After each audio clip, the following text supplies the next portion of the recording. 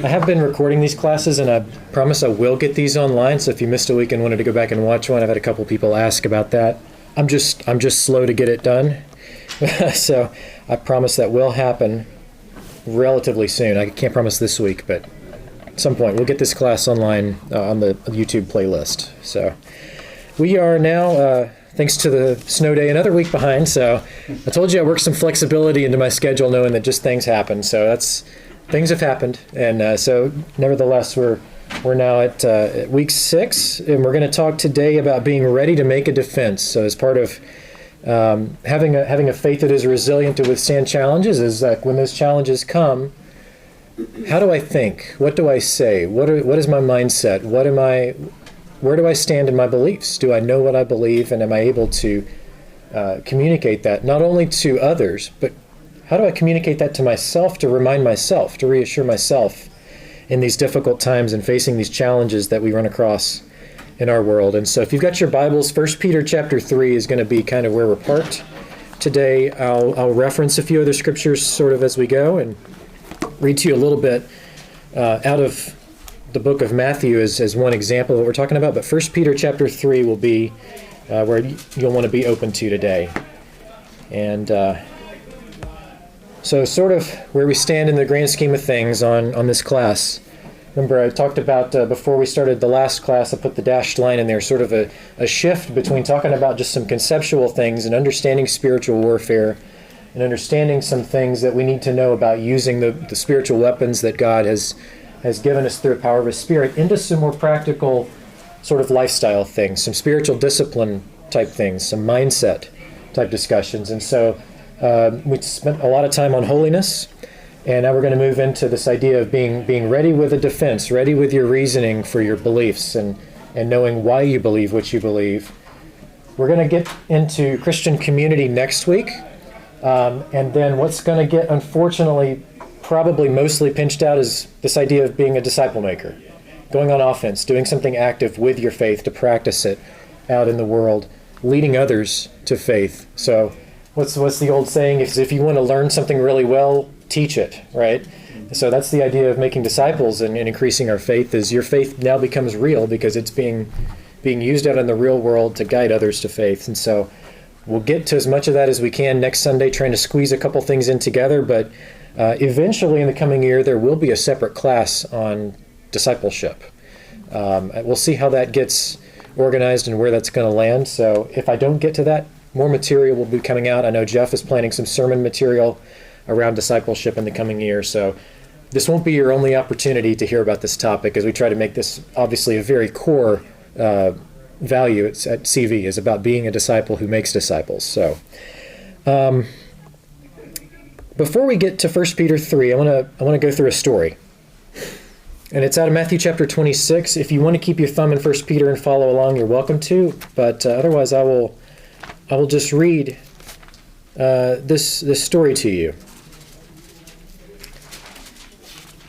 The night that Jesus was arrested and being held by the Romans and brought before the chief priests and put on trial, something happened while all that was going down. In Matthew 26, starting in 31, Jesus has talked to his disciples before his arrest, and he tells Peter something. Jesus told them, "This very night you will all fall away on account of me, for it is written, I will strike the shepherd, and the sheep of the flock will be scattered. But after I have risen, I will go ahead of you into Galilee." And Peter replied, "Even if all fall away on account of you, I never will."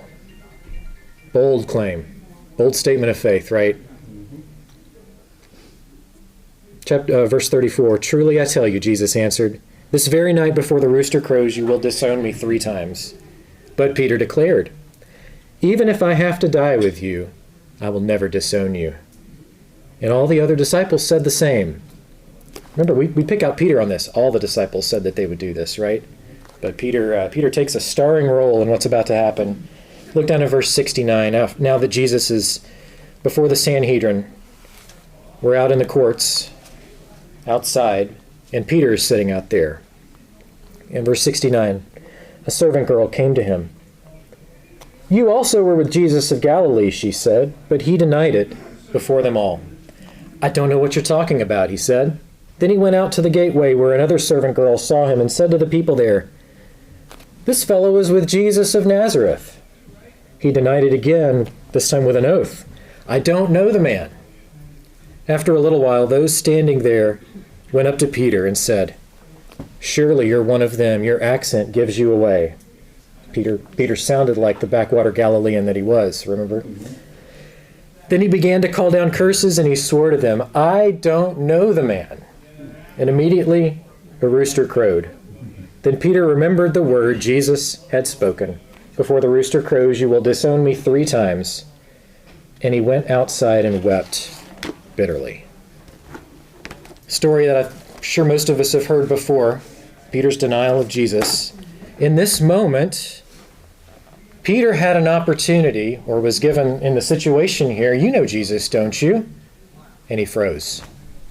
It could be for a lot of reasons. There's a lot going on in this moment, a very stressful time. Why do you think, even after saying this, committing to this, verbally committing to this, so he's committed in his heart, even enough to say it out loud, Jesus, even if I have to die with you, I will never disown you. But here it is. That same night he froze. Why? What do you think was it, when Peter said this, was he just a little overfilled with confidence? Was it just bluster? Was he a little bit prideful in his own abilities? You think he was just overcome with shock at what was going on around him? He froze because I said I would do this, but man, I haven't had enough time to process what it's going to take to do this. Maybe it's just overcome with shock. Maybe there's fear. If I do say I know him, what are the Jews going to do to me? I see what they're in there doing to him. What do you think? Any thoughts? Jackie had your hand raised. Yeah. Well, so I think the first part of that is Peter is Peter. We just know Peter as being absolutely all in, no matter what side he's on. So he was always all in. Yeah. I mean, he's the one that got out of the boat. Jesus, call me out. I will do anything. And he was just that man. Yeah. Always. But then absolute fear. Yeah. I mean, so much fear, I can't even imagine. Yeah. And so I think, yes, all of this, just so much, how do you process that? But he was always Peter. Yeah. Like if you're either all in, you're all in, you're just all in. Yeah, so he gets picked out for, this is a bad situation, very stressful situation. He's not sure what's going on. Remember, the disciples are having trouble processing what's supposed to happen to Jesus, to the point that he's telling them straight up, I'm going to die, and they say, no, you won't. It's fine. You're the Messiah, right? So, yeah, catching up, right? Catching up to this and mentally being prepared for this, even having this in his heart. For sure, he didn't want to deny Jesus, but in the moment, something caused it to happen. What do you think, Paul? A lot of it, too, I think, is context. Yeah. If you look at the context in which he and all the others said, oh, yeah, I'll never disown you. Yeah. There's a lot of boldness with the boys. Yes. Mm-hmm. But as that story progresses, we see him talking about him following at a distance. He's getting further and further away from that, his peer group and his echo chamber, and where he feels bold. Right. And now he's in a completely hostile environment. Yeah. We'd all like to think, that we'll be a Joshua or a Caleb and stand up to the giants in the land, but most of us would be in the 8 out of 10. Yeah. And the same thing here. I mean, all those things. Think about what he just said. He's getting further and further out of that comfort zone, right? That he's isolated now. He's in the courtyard. He says he's at the gateway, and then he's out, right? Mm-hmm. So, thinking this in the safety of the flock here, yes, we're confident that we could do this. But think about those moments where we're out, right?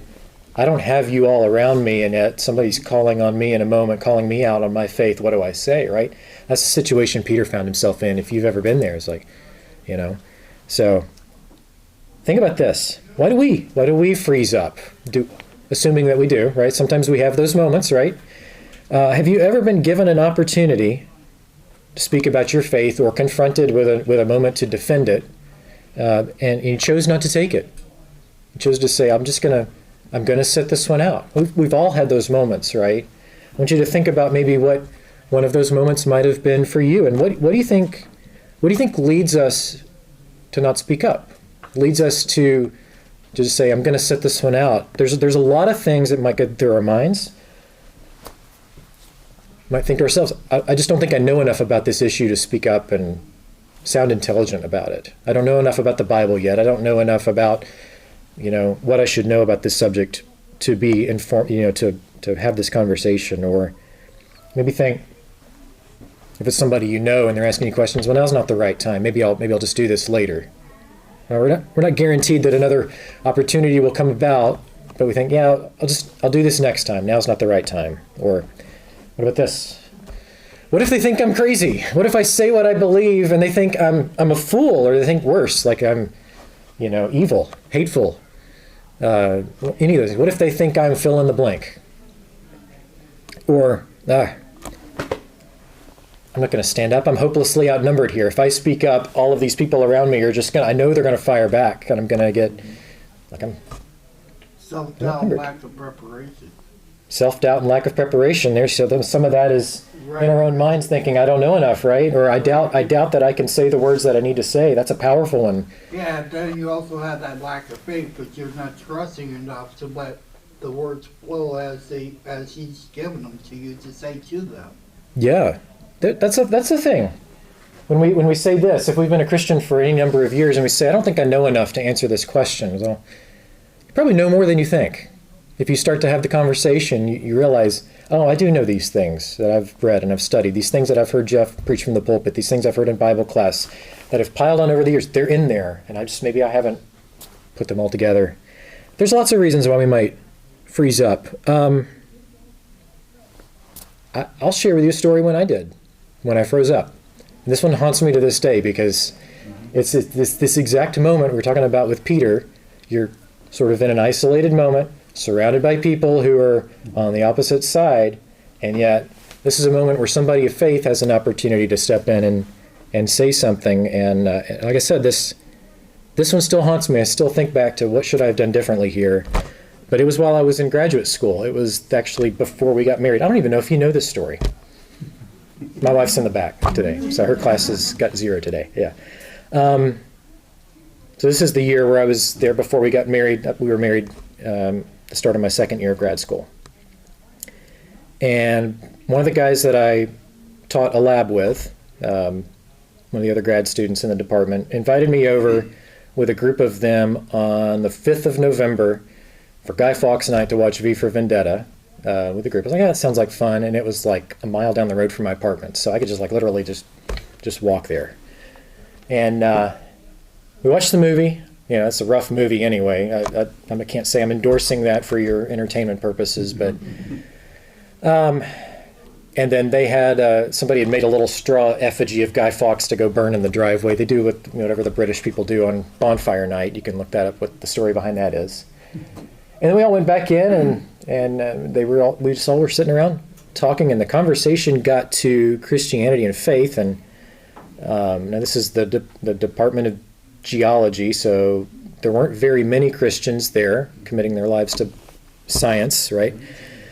And one of them speaks up, is talking about something about that they read about some Christian said or did, and then the response was, well, have you ever read the Bible before? Man, it's a scary book.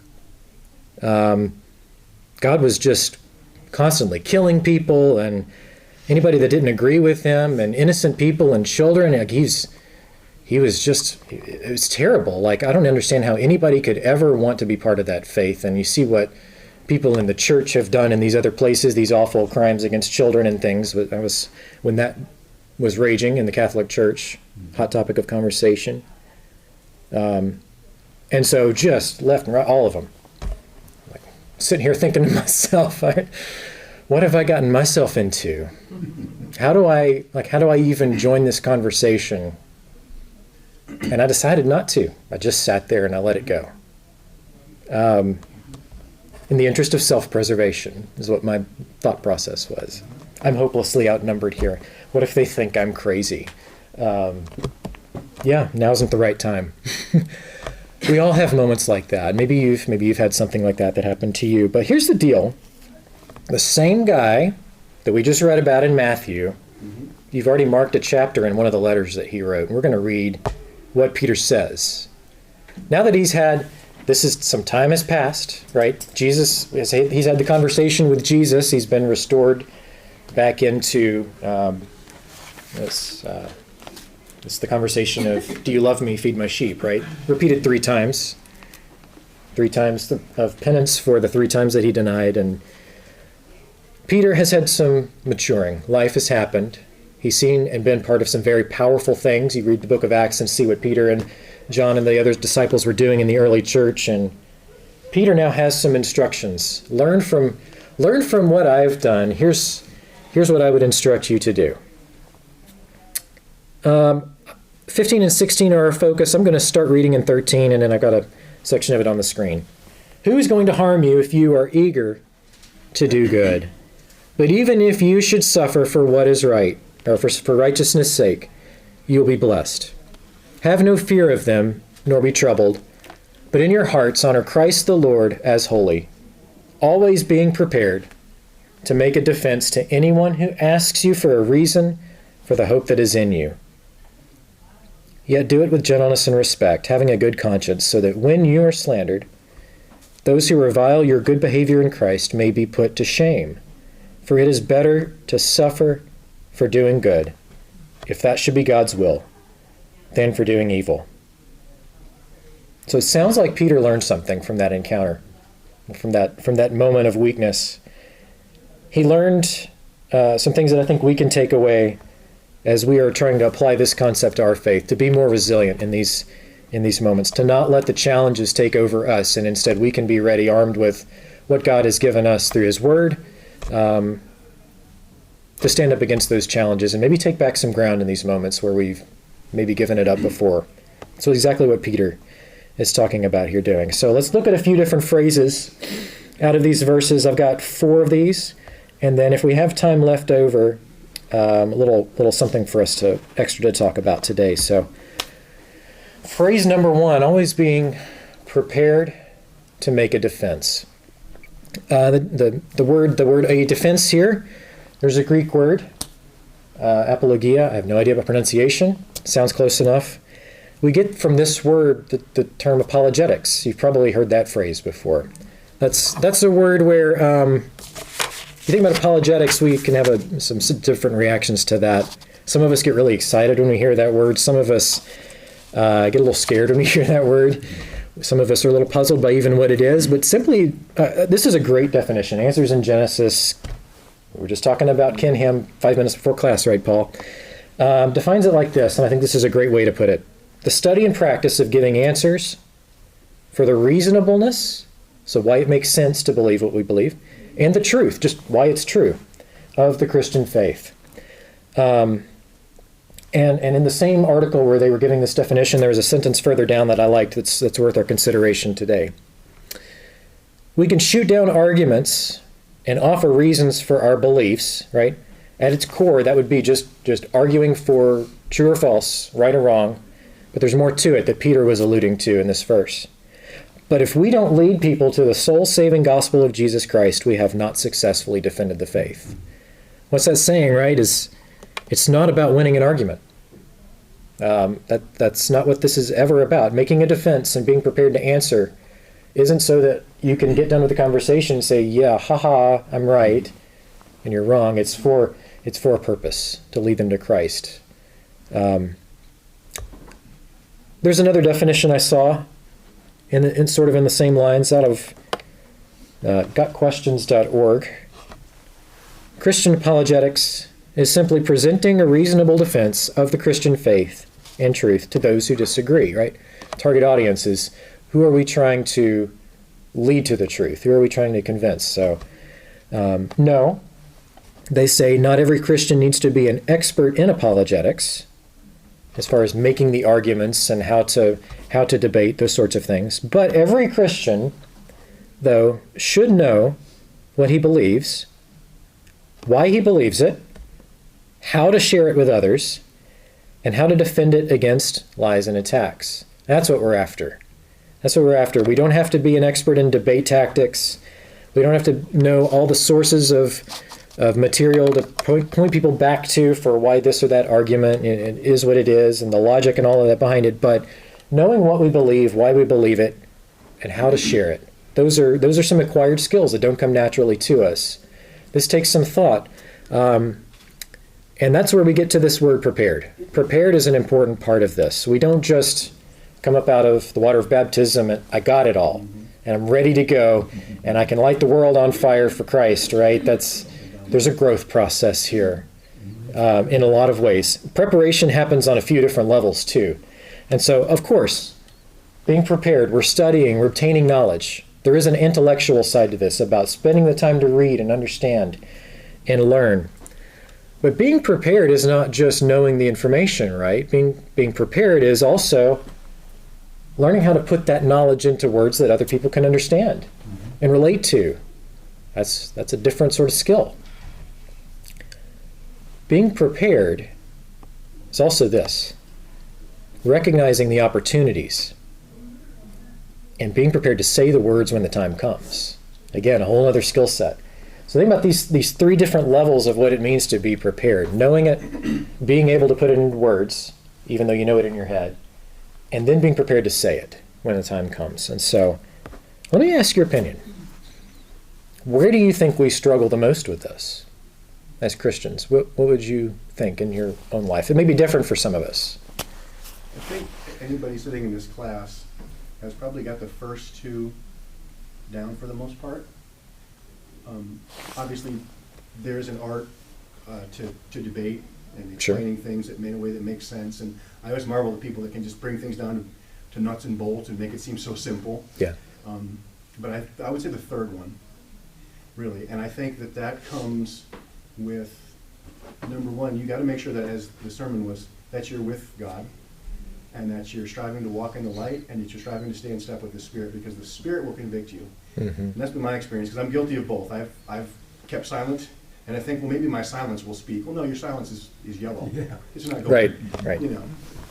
But then I've also had those. I can feel the Spirit, without sounding like hyper spiritual. I can feel the Spirit urge me in a moment, and when I do step up in those moments, words come out, and I'm not saying I'm inspired. Yeah. But things come out that I've put there. Yeah. From the Word, that need to be said in the moment. And I can also tell when that moment's gone, because the Spirit will convict me. You just missed that moment. Yeah. And so it's being sensitive, and that just takes a lot of striving to walk in the light, Yeah. Being in step with the Spirit. It's not easy. Yeah. Did you But catch that? like you said, it's a process. Yeah. It comes, and He will whisper to you in that moment. Yeah. And that's what I find too. It's not a knock over the head. It's kind of a gentle, here's your moment. Yeah. Yeah. Emily. I keep thinking of the passage in 2 Corinthians where he says, we are therefore Christ's ambassadors, as though God were making his appeal through us. Yep. And if you think about the role of an ambassador from one country to another, 100%. the ambassador is always on his home country's team. Mm-hmm. He's always doing the business of his home country. His words are always in favor of his home country. And he's never going to lose sight of that ultimate mission. And I think that so often, he's also going to speak with diplomacy. He's going to be polite, and he's not going to be trying to necessarily win that fight. He's trying to win people over to his point of view, Right. And helping them to understand. But I think that very often, as we're walking through life, we're not walking in that ambassador role. We're doing our own thing, and we've got this faith on the side that's not a primary focal point in life. That's a major point where it breaks down, right? Well said. Which mission are we? How are we on mission, right? Are we even on mission? An ambassador is always on. I mean, they literally call the place where they stay the diplomatic mission, right? Is the name of the building, right? They're there for a purpose to advance the country's cause in that country that they're stationed in. And that's exactly what we are doing. We're stationed in this world on God's team, advancing His cause, right? And so if that's our mindset, these things come a lot easier, right? If we live that way day to day, instead of thinking, well, faith is just something I do on Sundays, and the rest of the week, like, well, I'll catch up to it next Sunday, right? Did you have your hand raised, Anita? Okay, I thought I saw it. Oh, Tracy, okay. Well, I didn't have it raised before. But, Okay. but I was going to say, for me, the struggle is really more with work. Yeah. work environment. Yeah. I have over 300 employees from one extreme to the other extreme. Yeah. And, you know, if you come into my office space, you're gonna feel that, you know, my Christian walk. Mm-hmm. But talking with them and relaying to them, you know, I feel like I still have to like find that Yeah. fine line. Yeah. You know, not crossing or, you know, so that is probably to me the biggest struggle. I still like if someone, you know, sends me an email and they're, you know, saying something, you know, happened in their life. Yeah. I would say I will be praying for you. You know, Mm-hmm. Sometimes I'm like, oh, should I say something different? Then I'm like, nope, this is what I'm doing, you know. Some get back, you know, like, oh, thank you for all the prayers, you know, I appreciate it. And some people don't say anything, Yeah. you know, but that to me, I think is my biggest struggle. Been in a grocery store and talking to somebody, you know, I'm totally in my own element. Yeah. But work, I think, is where I feel that I have some of that struggle. And I get the tension on that is real, right? A lot of us Yeah. in this room have jobs or had jobs where that could be a touchy thing, right? You're hired there for something and you start stepping out in some of these ways and drawing attention to yourself, right? What's going to happen to me, right? Yeah. I get that. I do get that. Yeah. HR calls you down. Yeah. So learning how to navigate the tension, that's a real skill that we could add there. Is sometimes it is when is the right moment and what's the right way to approach it in this moment, I think is what you're getting at, Yeah. right? The moments are there, but how do I navigate this? Yeah. Always and to anyone are two other words that are used here, right? Always prepared to make a defense to anyone. So Peter doesn't leave us much wiggle room here, right? Always. You never know when the moment might present itself. So this is the idea of being prepared with the answer. You never know when it's coming. It's the idea of having batteries in your smoke detector and having a fire extinguisher that's fully charged in your house, right? You cook every day of the week, multiple times a day most days, right? You never know when's the whoops, when do I have the grease spill and I gotta go put the fire out in the kitchen. When that happens, you're like, oh, I don't know. I forgot where I put the fire extinguisher, right? Just one example. You can use any type of analogy for this, but this idea of always being prepared no matter what. I mean, Bill just brought his fireman's helmet in today to show the boys. So you probably saw my kids in Dakota had it on there. Just that's the deal with firemen. They're always checking and rechecking all their equipment. It's always got to be ready to go because the moment that siren goes off, you get the call. Like you don't have time. Oh, I forgot. Do I need to get a new air pack or was the last one good? You don't have time for that. You're jumping in the gear and you're going because that house is burning. Those people are depending on you to get there ready to go when the moment comes. And that's sort of what this is like. Thinking about it like a fire drill. And so you never know, but are we ready now? And that gets brought up in our Christian conversations a lot too. You never know, when is Jesus coming back? Am I ready for that day to be right now? You know, this is a mindset that we have. We need to remember to apply it to this too, right? Was there a hand? Yes. The thing I thought of too, just another illustration, is just, we're soldiers of Christ. Yeah. We tend to forget that we are actually in a war. Yeah. A spiritual war that occurs in the spiritual realm, but it's playing itself out in the physical world. Yeah. And somebody like Kyle Sproles could speak to this better than I can, but when you're not soldiering, what are you doing? You're preparing to soldier. Mm-hmm. It's all about being ready. It's all about readiness. You're training and you're training and you're training. And then when the moment arrives, it's second nature. That's right. You're ready. That's right. Remember, yeah.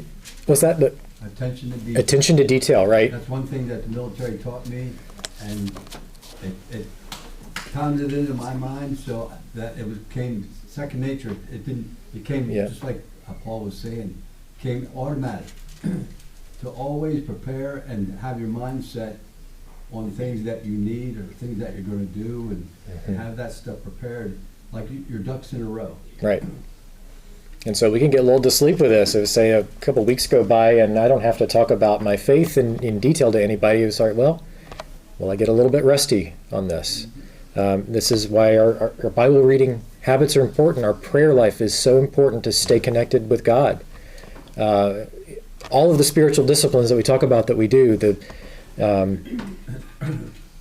why it's important, because that's our readiness. Yeah. And one thing when I would do my testimonials, I would always ask the Holy Spirit to come into my life even more and speak through my mouth to relay the things that I really wanted to let the audience know. Yeah. And have the right things come out, Yeah. not the dumb things. Yeah. And, yes. Something that, and those of you who have met Heather, the Mhm. lady that's been coming with us, I don't know if she's behind me or not, but No. she She's mentioned, not in here she today. mentioned something in our small group last month that I just thought, it was powerful, and I thought, well, geez, I mean, why didn't you think about that sooner? She will start every day by inviting Jesus and the Holy Spirit to come with her, like an actual, Yeah. you know, we assume, yes, the Holy Spirit dwells in me, but actually speaking out loud and asking Jesus to be in this moment, Yeah. to join me in this day, you know, and she'll put on the full armor of God before she gets out of bed. I just Yeah. thought that was awesome, and that's something that would certainly help us be prepared. Yeah. Always. Yeah, how you start your day goes a long way towards that, and starting a day with that kind of mindset just sets you up for being ready. Success. Yeah, and to anyone. This is one thing that it's one thing that I struggle with. I won't speak for you. Who is ready to hear it? Who is worth the effort to go through this? Because it's going to be a lot of effort sometimes. But what do we learn from the parable of the soils? Matthew 13, right? Where is that seed sown? It's on all of the soils. All of the different types of soils received the seed. It grew better in one more than the others. But growing the seed into the plant was not the job of the one sowing it, was it? Right? And so what we look at is, as we're called to spread the gospel, it's to all, not only to some. So anyone where the moment has presented itself where we can give our defense, give our reasons, say why we believe what we believe. That's the moment to do it. You are not responsible for the other person's receptiveness. Remember that if you say, well, this is a waste of time because I know how they live and I know they're not going to receive this well, you're still planting a seed. Right? And I know we say that and we get that, but it's hard in the moment to remember that really does make it worth it. Because God calls us to spread the message about His kingdom to all. And because He's the one who's given us the call, it's not up to you to convince them. The pressure is not on you to that level. The truth is going to do the convincing if their heart is ready to receive it. And that's a big, powerful part of this, is praying for this person, for their heart to get ready. God will do that work in them. And so the truth will convince them when they are open to it. It's not on you. The pressure is on you just to keep it moving. That's it. With gentleness and respect. The diplomatic language that Emily was talking about for an ambassador. Peter says, yet do it with gentleness and respect. So I said this earlier, the goal is never to just win an argument, right? The goal is expose them to the truth about God, and then give you reasons for believing it, right? You can tell them something is true, but this is the key. When you are giving your defense, right, telling your story, how has this changed my life? What was I before? I've encountered it. Now I'm different, right? That sort of a story, that's powerful reasoning. It's not just about giving some sort of a scientific proof for a claim that's in the Bible. That's one small part of this conversation. But where this has been real in your life, somebody that you know and love and respect, that knows you, can see that in you, this is to tell them the reason why that's there. And I want to talk for a moment about this, about giving grace in conversations when we're doing this idea of gentleness and respect, and how we approach this, where arguments can sometimes get heated over this. I want you to think about the different types of conversations we might have. Conversations with other believers about some of these issues. Somebody who believes probably believes in the core things, but yet maybe this is a doctrinal issue that you're wanting to go back and forth on. You think one way, they think the other. You want to give your reasons, they want to give their reasons for why we worship the way we do. Instrumental or non-instrumental, or hymns or modern songs of praise, or hand clapping or hand raising, or any or all of the above. Why you might say yes or no. Some people are very, very restrictive on that in their practices, and for some other churches, it's anything goes, as long as it's directed to God, right? So maybe that's the conversation. What level of grace tends to happen in those conversations? What about conversations with what I would call almost believers? Somebody who's like seeing glimpses of this, and you can see that they're thinking about God in a different way than maybe they used to if they don't believe, and they're looking for reasons to believe. How much grace do we give in those conversations? Unbelievers, if we're talking with someone who straight up doesn't believe and we're trying to convince them just that God exists, show them why we believe just the bare minimum. God is real, and what you see in this natural world is not an accident, and you have a reason to believe in the God who made it all. Or people with a blank slate, people who are starting from ground zero on the way up, where you can open up a whole new world for them that they've never even thought of. It's not that they've rejected, not that they're an unbeliever, but they're just straight up exploring. Some powerful stories I've heard from some of our teenagers who have friends in school who are this.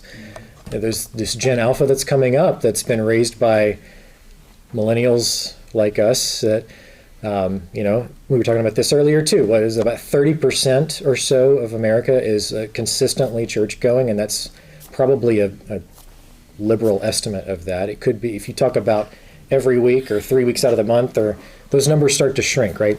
We're not a church going culture anymore. This doesn't take a center point in our life. Kids are being raised now that have an absolute blank slate about religion. Are there some of these where we tend to give a whole lot of grace in these conversations, and some where we might be tempted to give a little bit less and stand firm and be a little bit brash, right? This is what I'm thinking about. We would approach somebody who's a blank slate with as much grace as we can possibly give, because we want to just give them every opportunity to understand. Somebody who's an almost believer, well, yes, of course, we don't want to push them away. They're almost there. We're going to be very graceful with that. But what about people who are other believers and we're just having a doctrinal, I wouldn't even call it a dispute, just a conversation, right? We might be tempted to go a little harder there, right? Remember, in all of these things, in all these conversations, it's gentleness and respect that we're called to, because we are a witness for Christ. We're that ambassador. We're trying to be diplomatic with this, but giving our reasons yet in a way that is gentle and respectful. I think it's really all of that, but we need to be asking questions too. We don't need to always be the one talking. Yeah. We need to investigate. Yes. Oh, hey, well, what do you think about that? How is that? Well, what do you feel about that? Because if we're being inquisitive, that opens them up to just open up and speak to us. And then that's when we start listening. Yeah. Listen to what they're saying. Listen to where they're at. Yeah. It's like you might find a little nugget in there. Oh, hey, would you ever think about this? And what about this? And what do you think about that? I mean, Yeah. I've learned over the years to ask questions rather than going, Yeah, asking questions. Remember, it's a two-way conversation between two people, right? Not a teacher-student, right? Joe, did you have a... She pretty much Yeah. said it. Because you gotta listen to what they're saying too. And I think she nailed it. Yeah. You gotta, how I was having that conversation with that man about how his faith Yeah.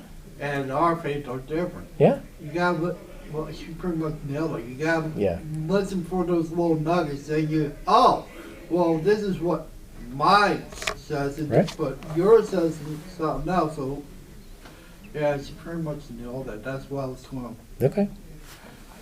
Paul. I was going to say, I was thinking the proverb, he who speaks before he listens, it is his folly and his shame. Yeah. So Yeah. a lot of us, it's almost like second nature. We're not really listening. We're waiting for them to take a breath so we can say what's on our mind. And just learning Guilty. to be quiet and listen. Oh, no, guilty. Yep. You took a breath, boom. And hear them. And then we do it naturally when you meet somebody. You try and find a common ground, something that you can connect on. And then the conversation takes on a whole new level. And so if you can try and meet people where they're at and just recognize that unbelievers and people with a blank slate, they're coming from a totally different foundation. And you're saying these last couple generations, they've been taught a lie. We've either got, and our job is to expose them to the truth. Right. The truth is what's going to win them over. Their mindset is man's word, not God's word, which is a lie. They've been taken captive by Satan to do his will. Now, we don't view them as the enemy. Right. But understand where they're coming from, and then you can think back to when you weren't a Christian. You think, I can understand how you feel that way. I felt that way once myself, but I found that. Yeah. So. Yeah. Remember, we're talking to others as fellow image bearers. This is not recording content to put on our YouTube channel and get clicks, right? Your first conversation with someone about Christ does not have to be your only conversation with them. So also thinking about, I got to make sure I get through all the points. Right. Okay. All right. Plant water. Yes. Plant seeds so that others can water. Ultimately, it's God who brings the increase. We're tracking, yeah. 1 Corinthians 3:6, exactly. Last one. So that those, let's read the whole phrase here. I'll just have the headline there. You do it with gentleness and respect, having a good conscience, so that when you are slandered, those who revile your good behavior in Christ may be put to shame. All right.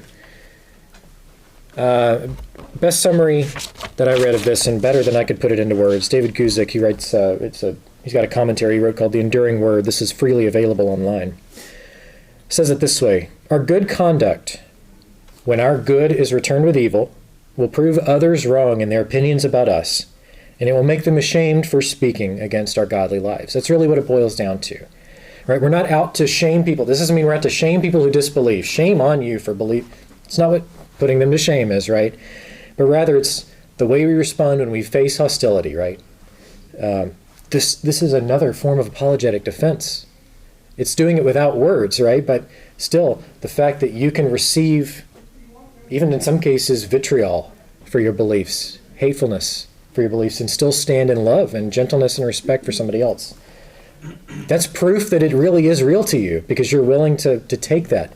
Jesus took the insults on the cross and spoke not a word, right? The disciples thrown in prison, what do? They worship and they sing, and locked in prison, and to the point where even in the one situation, they convert the prison guard and his whole family by their reactions, being in jail for their faith. And so that's a powerful form of defense for what you believe. Another thing, common reason that we don't share would be out of a fear of rejection or a fear of becoming isolated, especially if this is someone that we love, that we're having this disagreement with, this conversation with. This is one of those things that's easy to say, hard to put into practice, and remember this, because we can say this now, but once we face this conversation, face the situation, hypothetically, what happens, right? If you are rejected, if you are isolated, if you are ostracized because of what you believe in standing up for it, number one, you'll be in good company for having done that. 10 out of the 12 apostles, right? They died early deaths, and they died violent deaths because they maintained their faith when they were opposed. As far as we know, John was the only one who lived out to old age. Judas, we obviously know what happened to him. But the other 10, it wasn't pretty. But they stood firm to the end, knowing that it was the truth, believing that it was a truth worth standing for. And you won't be alone when you do it, because Jesus himself is with us. I talked about Heather's prayer every morning. Jesus is with us. That's part of the Great Commission. When he sent us on mission, go therefore and make disciples of all nations, baptizing them in the name of the Father, the Son, and the Holy Spirit, and teaching them to observe everything I've commanded you. What's next? Behold, I am with you always to the end of the age. So it's not like, here, go do this, report back to me. It's, go do this. You're going and doing this in my power, right? With my presence among you. And so you will also, you're going to be surrounded by Christian community no matter what happens. And we're going to talk about that next week. Christian community as being sort of what's going to be for this class the final nail in the coffin. We're not going to get to a whole lot about discipleship. I thought it was interesting, if I can do this before I release you. We've been using this picture of the arch as our symbol of resilience, right? These arches out in the sandstone in Utah are left behind because this was the strongest part of the rock that was able to withstand all of the erosional forces that wore the rest of this rock away, this weaker rock around it. But this picture is kind of zoomed in. That's showing one arch. If you zoom out, that one arch has others on that same little mesa there. It's not alone. It's not standing all by itself. There's other resistant rock standing there with it. I thought that was a powerful image here. We're going to talk about what it means to live in Christian community, one with another, building each other up, supporting each other. That's our topic next week. So thanks for being here. Look forward to seeing you next Sunday.